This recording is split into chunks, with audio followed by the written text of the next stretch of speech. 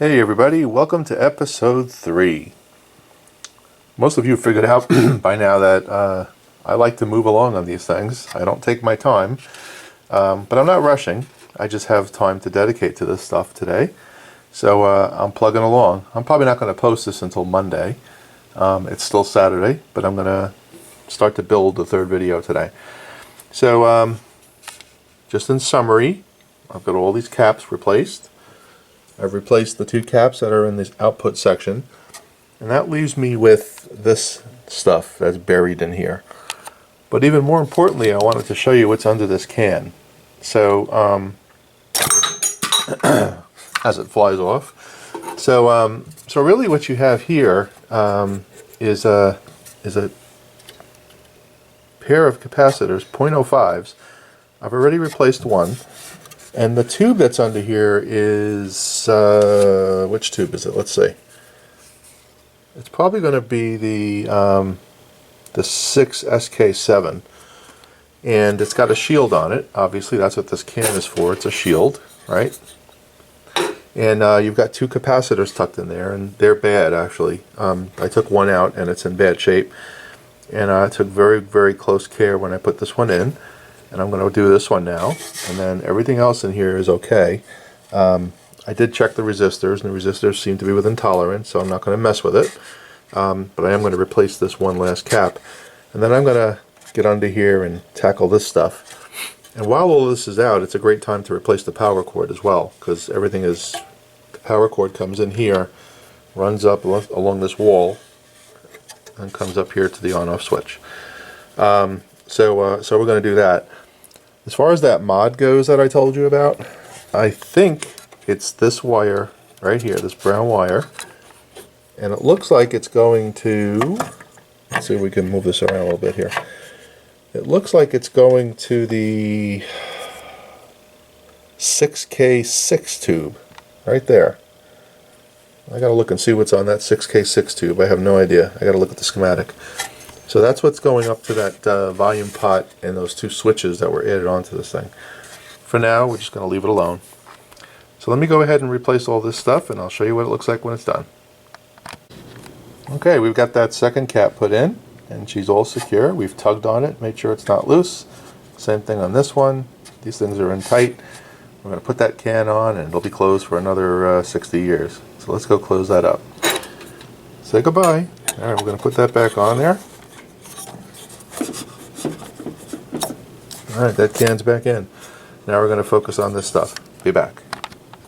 A little tip for you. To get at these caps, you want to remove this clip that holds in this electrolytic. Of course, you want to make sure that this is all discharged first, these caps, right? Remove this, and you should be able to get in there. Makes it a lot easier. Okay, we've got all these caps changed out, and it's not easy, my friends. I did take this cap off again just to get some room. Not easy getting this stuff around here. Trust me. There's 2 here, there's one there, and there's 2 tucked under here. So then there's these 2 in the can here. So all done. That is it for these old wax caps in this thing, I think. I don't see any more. The only one that's suspect is that one. I'm going to leave that one alone because I've tested it, and it's pretty much on the money. So I think we're good from a cap perspective. Let's move on to the next thing. Actually, we're going to have to do a test on this thing with the dim bulb again and just make sure I didn't screw anything up, because this is definitely near the power section. So we'll test that out. Okay, so what we're doing now is we're going to replace the power cord, and I'm going to replace it with a 3-prong grounded plug, obviously. The grommet that was here was totally disintegrated, so I've replaced it. One other thing I found is that this black lead, which comes out of the main transformer, is in pretty bad shape. If you look right here, it's cracked. So I think what I'm going to do is I'm going to replace it back here, put some heat shrink on it, and then replace the entire run that goes to the power switch. And then the other end of the power cord obviously goes to the power switch, and one end goes right here to the fuse. So so we're going to get busy on that. This thing will come in here like this, and we'll run back here. And then we'll find a suitable place to mount the ground, and then we'll make this thing a little bit safer. So so that's the plan. and we'll get busy on that. Be back. So just a quick note, I've cut back that wire, and you'll see it's got a pretty light gauge in there. It's probably a 20 gauge wire, so I'll make sure I use at least something suitable. Just make sure I've got the right gauge wire. We know what can happen if it's wrong. Okay, be back. Sorry, one more note on this thing. Whenever you cut a wire back like this on a transformer, you typically have to scrape off the coating that's on the wire. If you try to solder to it, first of all, it's probably not going to be a good connection. And chances are you're going to go through all that work and you're going to have to take it apart anyway. So always take these things and just take a little razor and just scrape them off, scrape off the coating. There's usually a coating on these wires that you have to get rid of. Okay? Hope that tip helps. Okay, so we have the power cord installed, and I'll show you what that looks like in a moment. And I've just fired it up. This is the first time after replacing all the caps. And I also figured out what this mod is. So we'll go through that in a second. Let's put the volume up. And your own resources. Let's see if I can find some music.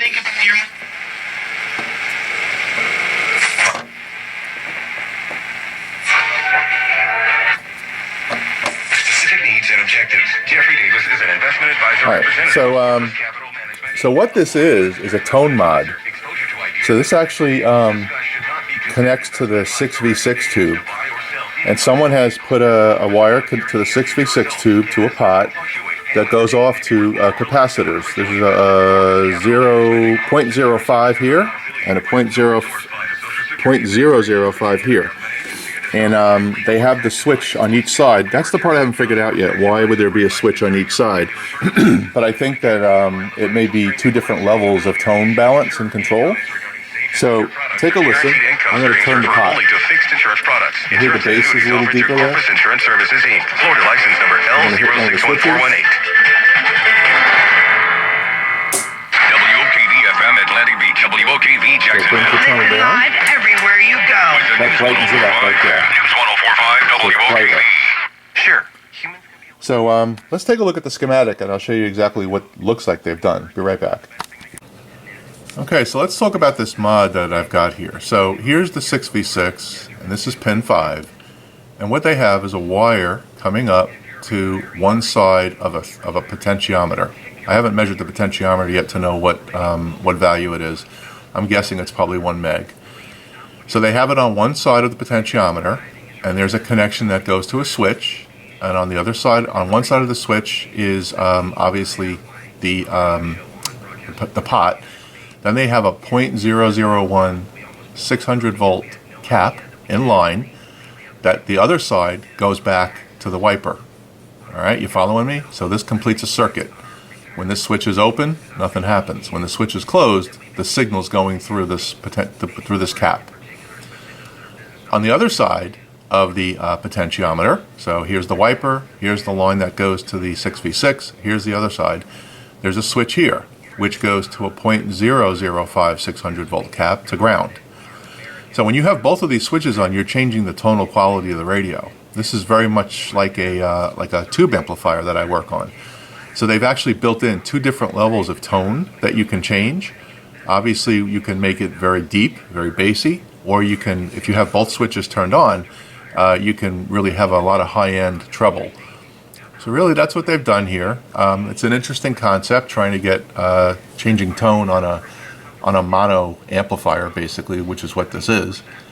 But I guess it does help when you're listening to specific things. You want to be able to control the tone. So that's what they've done here. So that's my detective work on this, and I'm going to keep it. I have to replace the switches, and I have to redo some of the wiring. It's not good, but I am going to keep it because it is unique. So I may even consider marking the outside of the case temporarily with one of those label maker things, so you know what it is. Something you could be removed later. All right, so that's the mod. So if anybody wants to put a tone control in your Hammarlund, this is how you do it. Right off of pin 5, right here. Okay. Hope that helps. Be back. All right, I'm going to close out this episode with just a recap of what I've done underneath, pun intended. So you'll see that I've replaced every cap. Okay, all the ones that are hidden, and believe it or not, I did a count of how many caps there are in this thing, and I think there's 21 different caps. I think there's 15.05s and 9.02s. And there's a .001 in there, a .003, and a .1. So a lot of caps in there.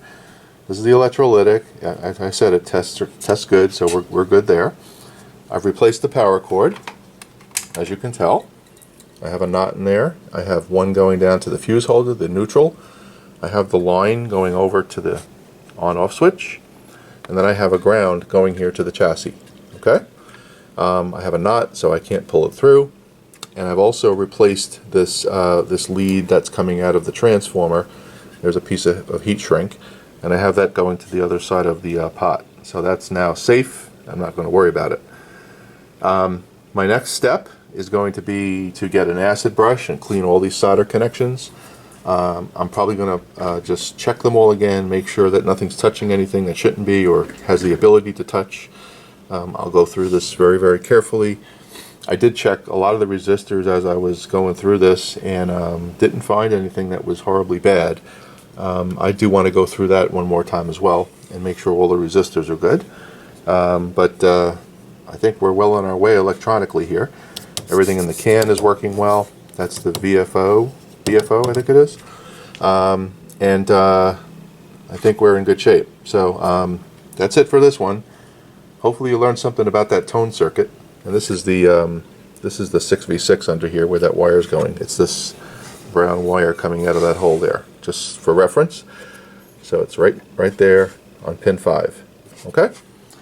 Alright, that's it for this episode. It's Easter Sunday, so I'm shutting down for the day. Hope everybody has a great day and great holiday if you're celebrating. Take care.